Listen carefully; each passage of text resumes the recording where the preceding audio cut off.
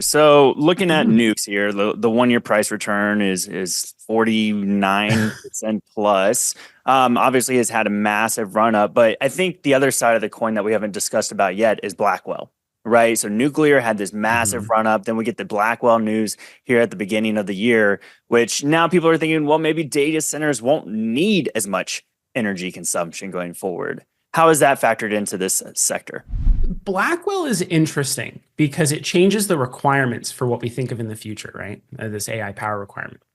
But one of the things that I wanted to kind of bring up on this point is that we don't really know how much more AI we're going to need. So even if individual data centers require less energy, if we need more data centers just because it becomes more useful, that could offset the power costs.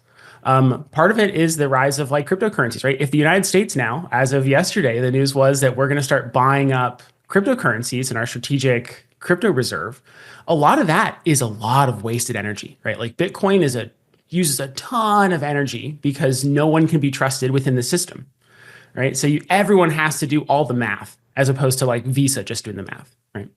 But everyone doing all the math means that Bitcoin mining hubs are also huge energy drains. And if the US government's getting in on that business, it'll greenlight a lot more of the commercial Bitcoin mining, I'm sure.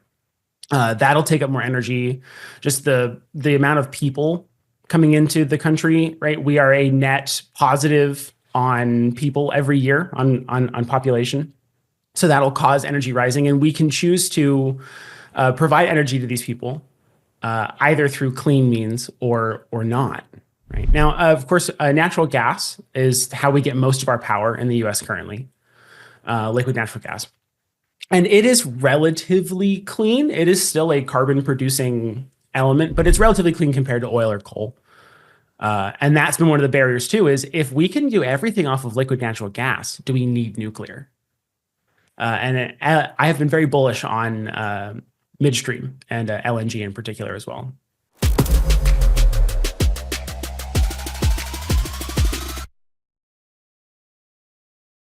Past performance is no guarantee of future results. Content is offered for information purposes only. Unless stated otherwise, any and all individuals participating in the video are third parties that include both professional investors and individual investors who may not be licensed or certified by any institute or regulatory body.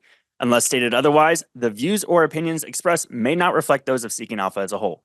The accuracy and completeness of content shared cannot be guaranteed. Seeking Alpha does not take account of your objectives or financial situation and does not offer any personalized investment advice. Seeking Alpha is not a licensed securities dealer, broker, U.S. investment advisor, or investment bank.